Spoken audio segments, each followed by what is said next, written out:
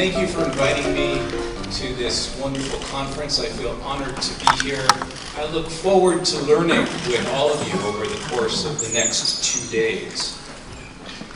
As we begin our conversations about education and inequality, I wanted to highlight 2 questions which seem important to clarify this work. First, why should we care about education and inequality? And second, what is the relationship between education and inequality? In order to answer those questions, I want to turn to a book by Michael Walzer, Spheres of Justice. In his classic work of political theory, Walzer argues that the relationship between education and inequality needs to be understood across 2 planes. First, education plays a powerful role in shaping life chances in highly stratified labor markets. The degrees that students attain influence job prospects and hence status and income. Second, education shapes how young people understand their society and their role within it. They learn about equality in the course of their education, both through the way that they're treated and through explicit lessons about equality and inequality.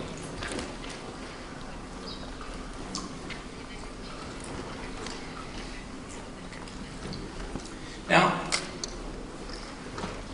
Walzer speaks to this second point about equality when he says, schools, teachers, and ideas create and fill an intermediate space. They provide a context, not the only one, but by far the most important one, for the development of critical understanding and for the production as well as the reproduction of social critics. Walzer wrote this book, Spheres of Justice, back in 1983. And since 1983, we've seen a dramatic growth in economic inequality across the world, certainly in the United States, but in Korea as well. The so-called wage premium to education attainment has risen dramatically during this period. And also during this period, there's been more public conversation about what can be done about economic inequality. But in the US and elsewhere, the general public often lacks the understanding and the conceptual tools to address this debate in productive ways. So alongside the need to understand inequality within education, which oftentimes is the traditional domain of sociology of education, it's also essential to illuminate the practice of education about inequality. While the project of equalizing educational opportunities and hence equalizing human capital development is critically important, and we'll be talking about it over the next couple of days, it's an incomplete vision of education's role in engaging issues of inequality. Young people are more than potential sources of productive labor or human capital. They're also social agents who make meaning, grapple with moral questions, and deliberate civic issues. And through their civic agency, eventually, they may impact these broader structures of inequality. And so that raises a set of questions that I'm going to try to speak to in my talk today. I'm going to start by just generally referencing rising economic inequality in the US, across the globe, as well as growing misunderstanding about inequality and growing frustration with these systems of inequality. I then will discuss a study that Canadian professor Joe Westheimer and I have underway about learning about inequality in North American schools. I'll share some of the findings about our study. And I'll just say right now that one of our main findings is that teachers are talking a lot about issues of economic inequality, but they're rarely talking about them within the context of comprehensive lessons. And so there's a lot of additional work that needs to be done. And then I will talk about 2 different cases, one of an elite private school, a teacher teaching about economic inequality, one of a teacher teaching about economic inequality in a high poverty school that offer a sense of the possible. And then in closing, I'm going to loop back to learning inequalities in the system, and I'll talk about how Through our focus on learning about inequality, we can better understand inequalities in the educational system. Okay, so rising inequality. Some of you may have seen this study that came out from Oxfam last spring that suggested that as of last year, 62 of the richest people in the world now own as much wealth as 3.7 billion people at the bottom half of the global wealth distribution. We now have a public bus in Los Angeles that accommodates 62 people. So if the billionaires wanted to go on a public bus, they could all fit within this public bus. We're seeing extraordinary concentration then of global wealth. We also need to think about inequality at the national level. And there are differences across different nations in terms of the levels of inequality as measured by the Gini coefficient. The United States has very high levels of inequality. Korea, relatively lower levels of inequality. And yet, in the United States, as in Korea, inequality has been growing in the last couple decades after falling in the middle part of the century. And you can see that the red line representing Korea in this chart is jagged because there are many years without data, and yet you see this general trend, this general upward trend. Now, alongside this growth of inequality, we also see in many nations frustration with this inequality. So across many nations, and in particular in Korea, have in public opinion polls said that the wealthy, the economic system favors the wealthy, or say that inequality is a problem. In fact, in this same survey that's referenced here, the 2013 Pew Research Center survey, a quarter of all Koreans said that addressing inequality should be the top priority of the government. And in fact, only German respondents put a higher priority on addressing inequality. In the next year, in the Pew Global Attitude Survey, Korea was one of only a handful of nations in which respondents said that inequality was the top global threat. Koreans in that survey rated it as a higher threat than other threats such as religious and ethnic hatred, nuclear weapons, pollution in the environment, AIDS, and other diseases. So clearly, there's a lot of concern here in Korea and elsewhere. And yet, as this concern has grown, as inequality has grown, the public's understanding of inequality has not necessarily kept pace. A study that came out a couple years ago based on 2009 data pointed to the fact that there is a gap across respondents in all 40 countries in their estimate of how much a CEO earns and how much an average worker earns. And there's also a huge gap in their preferences. So across all 40 countries, the public wanted much lower levels of inequality between the CEO and the average worker than presently prevails. In addition, another set of survey responses showed that people across 40 different nations had difficulty identifying the distribution of income in their country. Only about 1/4 of Koreans were able to correctly identify which of these charts represented the distribution of income in their country, and that was common across all 40 of these countries. In the US, where the public has little understanding about the nature and scope of inequality, the public is very frustrated, and sometimes this frustration has led to deep political problems, as we've seen only too well in this recent election. We've seen what happens when people become frustrated, but they don't have the knowledge and understanding to take action. And I encourage you all here to not follow our lead in allowing frustration to boil over into very problematic civic activity. So, what does this mean in terms of what does the public need to know?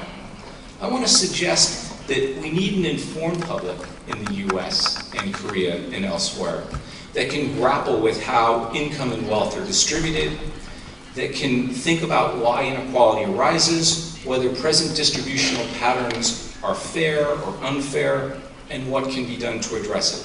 So this suggests that we need to have people who can engage in comparative analysis, who can provide an explanatory framework, who can offer a moral assessment, And finally, we can think about a theory of change. What can be done to address economic inequality? So this is a general framework for what the public needs, but then also a framework for thinking about what teachers need as well. So let me turn now to the study we've been undergoing, where we've been trying to assess to what extent are students being exposed to lessons that incorporate some of these different dimensions of what the public needs to know. We've asked 3 questions in our study. First of all, are students in the US and Canada being exposed to lessons about economic inequality? If so, what do these lessons address? Are they comprehensive? And finally, are there differences in who has access to quality lessons? Do we see schools serving low-income students offering different sorts of education than schools serving more affluent students? Over the last 3 years, we've collected data in a variety of different ways. We've analyzed the official school curriculum across the 50 US states and the District of Columbia. We've analyzed the social studies curriculum across the Canadian provinces. We then have conducted a survey with teachers across the United States, both of teachers in the state-run public schools as well as teachers in elite private schools. And then we've done a series of follow-up interviews over 2 years with many of these teachers. So what have we found? Well, let me begin with what we found from the official state curriculum, and I'm just going to circle two items here. In Canada, almost all of the provinces name economic inequality as part of what students should learn. In the United States, 29 of 51, or just over half of the states, name inequality. But importantly, only 9 states in the US have curriculum that talks about inequality as it's occurring now. For the most part, inequality in the United States curriculum is something that's posed as something that happened 60 years ago or in previous centuries. So students are not necessarily learning through the official state curriculum about inequality today. Let me turn now to our survey findings. Our survey of teachers across the US, and I'm going to focus on the US for my comments here, suggests that teachers across the US are often talking about inequality, but this differs by subject matter. So math teachers, about half of math teachers never have talked about economic inequality. Almost all United States social studies teachers report teaching about inequality at least sometime, and more than half say that they teach about it regularly or more than once a week. But what does that mean? So United States social studies teachers talk about inequality a lot, and they report talking about a number of topics that seem like they're important. Topics like unemployment, homelessness, hunger, taxes, and social welfare. But there are important differences across different groups of teachers. I should say that probably the most interesting finding that we've seen is that teachers, whether they were male or female, whether they came from low-income or high-income backgrounds, whether they lived in more conservative or more liberal areas, taught about economic inequality about as frequently as other teachers. So there wasn't differences in terms of teacher background, except teachers who reported being very politically engaged themselves and civically engaged, that they followed the news, if they participated in politics themselves, whether or not they were liberal or conservative, ended up teaching about inequality more often. In addition, and this I thought was very interesting, teachers from elite private schools who are serving the most affluent students in the United States are the most likely to be teaching about inequality most frequently. And I'll talk a little bit about what that means in a second. Finally, and this last point speaks to unequal educational opportunities. Students in elite private schools and students in the advanced classes in all public schools were twice as likely as other public school students to have readings about economic inequality. So in other classes, teachers sometimes talked about inequality in loose or informal ways. And in the elite private schools and in the high academic classes, they were more likely to have rigorous lessons about economic inequality, pointing to some inequality issues that I'll raise again in a second. So that gives you a general sense from our survey. I want to dig deeper, though, and speak to whether or not the lessons about inequality were comprehensive by sharing some of the findings from our survey. So One interesting finding is that as we talk to teachers about the lessons they actually teach about inequality, most teachers who teach about inequality only talk about the past. So they're talking in the United States about the Great Depression, or they're talking about the 19th century, but they rarely talk about economic inequality in the contemporary context. Only about 30% of the social studies teachers we interviewed talked about it as a contemporary phenomenon. Now let me go back to the framework I had suggested earlier. I had said that it was important for young people to grapple with the distribution of wealth and income, or the comparative analysis. I had said it was important for young people to have a chance to have explanations for why inequality was arising, and that it was important for them to be able to assess the fairness of existing relationships, or a moral assessment. And then I said that it was important for young people to have a sense of whether and how change could occur to economic inequality. Well, strikingly, many teachers who taught lessons about economic inequality talked about none of these topics. Some, or most, talked about one or two of these topics. Only 9% of the teachers that we interviewed said that they talked about at least 3 of these domains in the contemporary context. So a very small proportion of the lessons about economic inequality were providing the sort of comprehensive engagement that I spoke of. In addition, it's striking that in the high poverty schools, and only the high poverty schools, teachers often focused on young people working harder. So in effect, they said economic inequality is a function of the lack of work or lack of effort of young people. And so the role of teachers then was to encourage young people to work harder. Here's a quote from one teacher who says, "For the kids that are in poverty, we talk a lot about hard work and grit and some of those kind of buzzwords. But it's possible for them, if they haven't been successful up to this point, it's not necessarily all their fault. They're going to have to dig in, and they're going to have to work a little bit harder, and they're going to have to do a little bit more, but it's still possible." So this sort of focus on hard work, however important it may be, is not a recipe for young people to develop the understanding and civic skills that will allow them to address these structures of inequality as adults. Now let me now turn to, very briefly, 2 case studies. One of a teacher from an elite private school, one of a teacher from a high poverty school, who did incorporate many dimensions of learning about inequality in fairly compelling ways. So first, a teacher who I'm going to call Brian Michaels, who teaches in an elite private school on the East Coast of the United States. Tuition at his school is $50,000, or about the same as the median family income in the United States. Over the years, Mr. Michaels has taught several children of billionaires. In fact, he's taught a couple children whose families might have been on that bus I was referencing before because they had such extraordinary wealth. The school mostly teaches the children of the extreme wealth, of extremely wealthy people, but it also offers scholarships, so there's some economic diversity in his classes.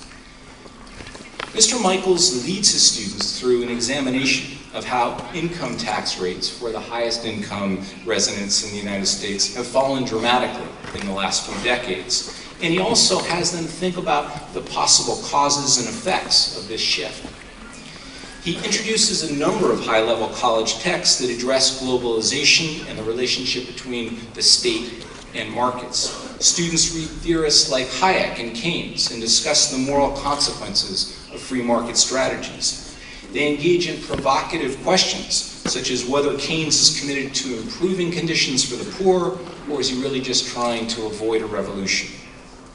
While readings and classroom discussions are critically important to what he does, Mr. Michaels notes that the most powerful lessons sometimes come through the travels that the school conducts with students. So Mr. Michaels led a group of students last year to Cuba, where they saw firsthand the relationship, a very different sort of relationship between a state and markets, and the students then brought those lessons back with them to the school. Mr. Michaels encourages his students to develop their own beliefs about inequality that are based on evidence and understanding. He wants his students to ask big questions about justice and fairness and to dig beneath the surface of easy explanations. Now let me turn across the country now to John Erickson, who teaches on the opposite coast of the United States, the West Coast, and he teaches in the very poorest high school in his state.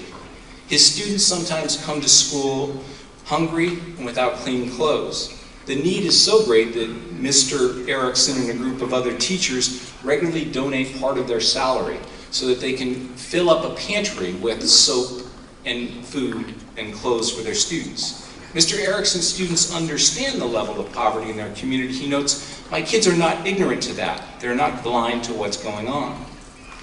When Mr. Erickson talks with his students about economic inequality, he wants them to understand more than the rich are getting richer and the poor are getting poorer. He teaches them about the Lorenz curve and helps them measure the growth of inequality in recent years by using government statistics. Mr. Erickson then has his students conduct their own research to explain why inequality is growing. They read articles from the New York Times and other prominent publications about the changing structure of the labor market. Mr. Erickson also connects these issues of inequality to his students' daily lives. At first, students are often reluctant to share their experiences, but Mr. Erickson takes great care to establish a classroom environment where students know that they'll be respected. His class studied what happened when the federal government began reducing funds for the free lunch program, which is part of an anti-poverty program in the United States. The class talked about the effect of these cuts on the quality of their food and why the cuts were made. In many such lessons, Mr. Erickson discusses the morality or justice of public policies that place undue burdens on low-income families. Yet it's important to note that Mr. Erickson identifies himself as a political moderate. He says he's an economist who's trying to help his students figure out what they believe and give them information. Mr. Erickson's goal for his students is to, quote, look at things from all sides, unquote, and to see themselves as people who can affect public policy. So let me draw from these cases and from my survey and interviews to conclude with some lessons about inequality and how we think about equal educational opportunity in light of this story about learning about inequality. The study that we've conducted is a case study of sorts in how unequal learning opportunities play out across schools and what we might do about them. Let me highlight 4 such lessons. First, not all lessons are created equal. The best lessons about inequality are rigorous, they're inquiry-based, they stretch students to consider the validity of all sources, they combine high-level mathematics and social analysis. And of course, this can be said of lessons more generally. So part of the task of equalizing education is making high-quality instruction commonplace more generally. Second, equalizing education entails developing the capacity of the teaching force. Our research suggests that many teachers need training and support to address issues of inequality. Teachers are best positioned to lead lessons on economic inequality when they themselves regularly participate in political and civic life. A more general principle here is that all teachers need opportunities to practice in their own lives the sorts of inquiry and engagement we hope to see in their classrooms. Third, equalizing education requires us to ensure that young people attend schools with others of similar backgrounds. We heard this in the previous talk. Students need practice talking about inequality in diverse settings. In this sense, the economic diversity of the student body is a valuable educational resource. Yet too often, particularly in the United States, schools are highly segregated by race and social class. If we want young people to participate actively in a diverse democracy, we need to make sure their schools themselves are diverse. Finally, equalizing education demands that we address inequalities outside of school. The case studies I shared provide a stark case of such differences. Brian Michael's school sent his students to Cuba for an educational experience. John Erickson and his fellow teachers used part of their own salary to pay for clothes and food for their students. Such dramatic differences in family income too often shape the work of schools. If we want our schools to promote educational inequality, we need to address these differences outside of school, Ideally, social policy can redress these broader inequalities outside of school. At the very least, we need to make sure that such inequalities are less salient to the work of schools.